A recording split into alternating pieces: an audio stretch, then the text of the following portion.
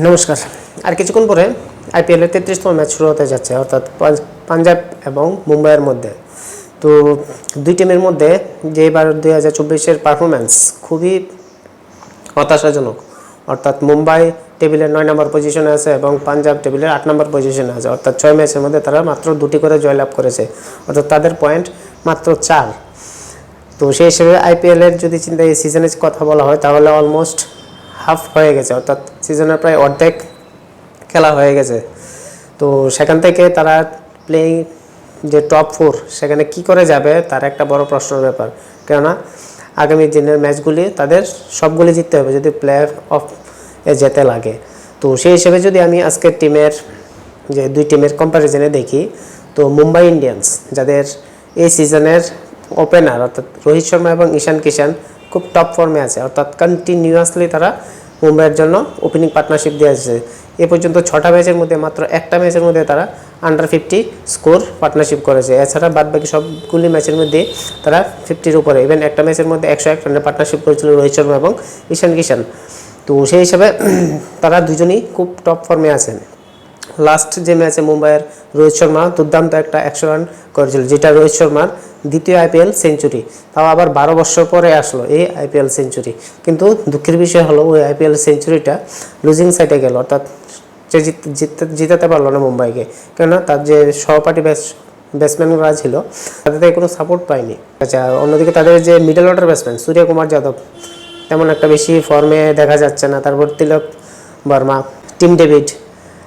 অন্যদিকে পাঞ্জাবের সবচেয়ে দুঃখের বিষয় হলো বা সবচেয়ে খারাপ পারফরমেন্স করার মেইন রিজন হলো তাদের ওপেনার, অর্থাৎ ওপেনিং পার্টনারশিপ তারা এই আইপিএলে চলতেই পারেনি।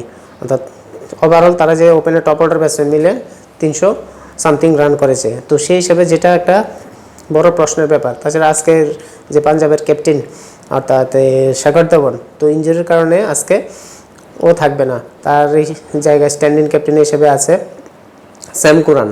তো স্যাম কুরান সেভাবে পাঞ্জাবকে নেতৃত্ব দিয়ে আজকে ম্যাচটাকে করতে পারবে কি না তা দেখার বিষয়। তো যদি এবার আমরা তাদের দুই টিমের বোলিং ডিপার্টমেন্টের দিকে যদি লক্ষ্য করি তাহলে খুবই এক্সেপশনাল বোলিং রেকর্ড আছে দুই টিমের মধ্যেই। অর্থাৎ মুম্বাইয়ের ক্ষেত্রে আছে জাসপ্রীত বুমরা এবং পাঞ্জাবের দিকে আছে কাগিসো রাবাডা। তো সেই হিসেবে জাসপ্রীত বুমরা এই সিজনে আইপিএলে তার বেস্ট ইকোনমি অর্থাৎ 6.9 সামথিং। তো সেই হিসেবে যেটা খুবই একটা টি-20-র মধ্যে খুব দুর্ধর্ষ একটা পারফরমেন্স বা একজন বলার হিসেবে আমরা দেখতে পাই, যার পরিণতি হয়েছে ইকোনমি এরকম দেখাচ্ছে। লাস্ট ম্যাচে 5 উইকেটের একটা নিল। তারপর পাঞ্জাবের দিকে যদি দেখি তাহলে কাগিসো রাবাডা, যদিও ইকোনমি তার প্রায় 8-এর কাছাকাছি, কিন্তু তারপরও সে খুব ভালো বোলিং করছে। অন্যদিকে পাঞ্জাবের টিমের মধ্যে দেখা যাচ্ছে যে আর্শদীপ এর মতো বলার আছে। তো সেই হিসেবে পাঞ্জাব যদি তার সহপাঠী বোলাররা যদি তাকে সাপোর্ট করে তাহলে হয়তো পাঞ্জাব বোলিং ডিপার্টমেন্টটা একটু ভালো করতে পারবে। এবং মুম্বাইয়ের দিক থেকে যে যে তার সহকারী বোলার বুমরার আকাশ মাদেবাল, তারপর জালাল পটসি সাউথ আফ্রিকার একজন পেস বোলার, এবং মোহাম্মদ নবী as a spinner, plus Shreyas Gopal. তো তাদের ভালো করতে লাগবে যদি মুম্বাইয়ের আজকে ম্যাচ জিততে হয়। দুই টিমের যদি overall head to head comparison দেখা হয় তাহলে যে রাইভালরি উইক অর্থাৎ দুই টিমের মধ্যে যে একটা রাইভালরি দেখা যাচ্ছে একদম স্পষ্টতেই এখানে বোঝা যাচ্ছে কীরকমভাবে আজ পজিশনে আছে। অর্থাৎ মুম্বাই এবং তাদের মধ্যে পাঞ্জাবের মধ্যে টোটাল যে খেলা হয়েছে তার মধ্যে 16টিতে জয়লাভ করেছে মুম্বাই এবং 15টি জয়লাভ করেছে পাঞ্জাব। তো সেই হিসেবে বুঝে যাচ্ছে তাদের দুই টিমের মধ্যে হাড্ডাহাড্ডি লড়াই কন্টিনিউ থাকছে। এবং লাস্ট 2020 সাল থেকে বা 2020 থেকে যদি আমরা দেখি তাদের ওভারঅল পারফরমেন্স টোটাল 7টা ম্যাচের মধ্যে 4টাতে মুম্বাই জয়লাভ করেছে এবং 3টাতে পাঞ্জাব। তো সেই হিসেবে দেখা যাচ্ছে হাড্ডাহাড্ডি লড়াই দুই টিমের মধ্যেই আছে। তো আজকের যেখানে খেলা হচ্ছে সেখানে পাঞ্জাবে খেলা হচ্ছে তো চণ্ডীগড়ে। তো সেখানে পেসের একটু ভালো সুবিধা থাকে। তো যদি এখানে ডিওর কোনো এফেক্ট থাকে না তারপরেও পেস বলার একটু বাড়তি সুবিধা পায়। তো সেই হিসেবে দুই টিমের মধ্যে ভালো পেস অ্যাটাক আছে।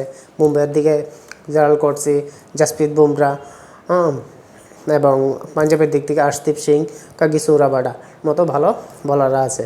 তো সেই হিসেবে আজকে তাদের পেস অ্যাটাকের আমরা দেখতে পারবো। তো অন্যদিকে যদি যে মুম্বাইয়ের যে হার্দিক পান্ডিয়া, তার কথা যদি বলা হয়, সে ভালো পারফর্ম করতে পারছে না।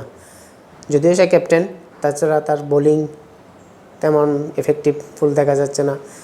2 ওভার বা 3 ওভার বল করছে, তাও খুব চিন্তার বিষয়। 12-র উপরে রান এই পর্যন্ত 10 ওভার করেছে, যার ইকোনমি 12 করে, অর্থাৎ যেটা খুব বাজে একজন বলার হিসেবে এখানে দেখা যাচ্ছে। যদিও তাই সে পুরোপুরি আনফিট এখানে বোঝা যাচ্ছে যে তার বোলিং পারফরমেন্সে।